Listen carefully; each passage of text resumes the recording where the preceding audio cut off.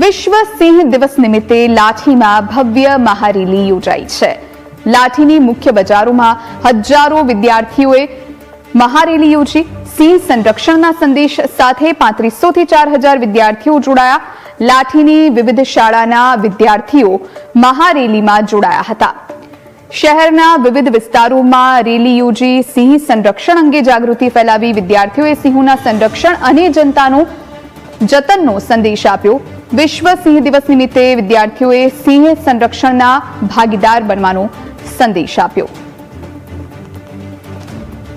આજે વિશ્વ સિંહ દિવસ નિમિત્તે લાઠી તાલુકાના તમામ સ્કૂલોએ એક જગ્યાએ એકત્રીકરણ થઈ અને મહારેલીનું આયોજન કરી અને મહારેલી ગામના આખા લાઠી તાલુકામાં રેલી કરી અને વિદ્યાર્થીઓ એક સિંહ સંરક્ષણ બાબતેનો મોટો મેસેજ આપવામાં આવેલ છે।